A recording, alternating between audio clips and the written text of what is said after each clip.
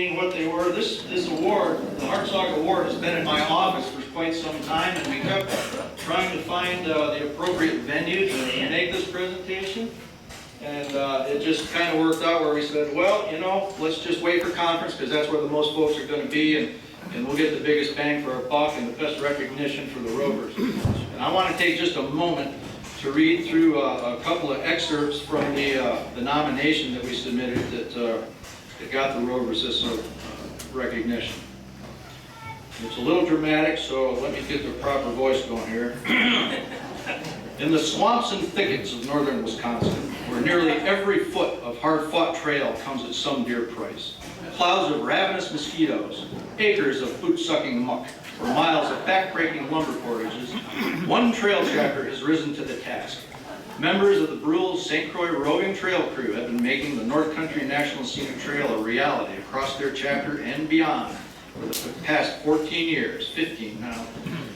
In the 2011 nomination period, they toiled their way to their greatest accomplishments, yet in a year that also saw their greatest challenges. In 2011, the rovers got together 8 times for a total of 40 days.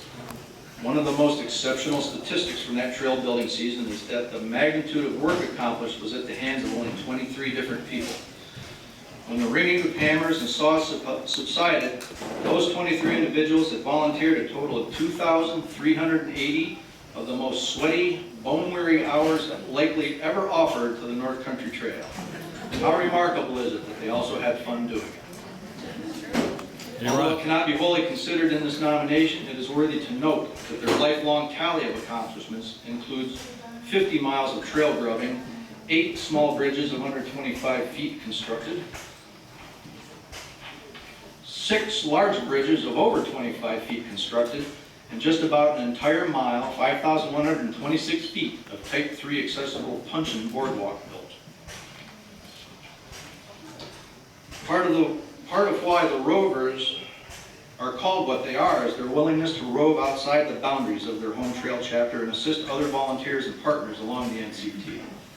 One of the 3 bridges constructed by the rovers in this nomination period was the 34-foot bridge across Goldmine Creek, far outside their home turf, an act of insistence to their NCT volunteer brothers and sisters of the Heritage Chapter of Northeast Wisconsin. One rover's volunteer has adopted a section of the NCT as far away as Michigan's Upper Peninsula, traveling there twice in 2011 to work on that remote piece of trail. Other rovers ventured to Copper Falls State Park to redesign and flag a new segment of the NCT, strengthening relationships with our state government neighbors. It may take a village to raise a child, but it takes many villages to build a trail, and the rovers are quite skilled at building partnerships throughout those villages. I'm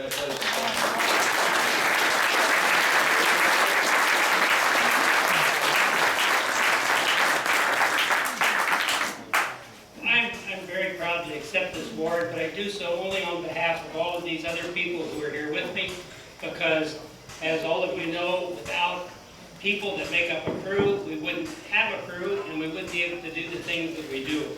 So I just want to take a minute and tell you just a little bit about how the crew operates, and some of the basics are that the crew members and the crew numbers vary from month to month and year to year. Some people have been with us for 12 or 13 years, others have been on board one time only. But I can't pass up the opportunity to impress upon you how we often don't recognize these people who work behind the scenes. And I went through my records because I knew we were going to get this award tonight, and I just pulled out the people who have accumulated over 350 hours on the crew. None of those people, I don't think, are in this group tonight, and I don't think they've ever been to a conference. But they're back there behind the scenes working. And if you'll just bear with me, I'd like to just pull out their names and tell you their hours.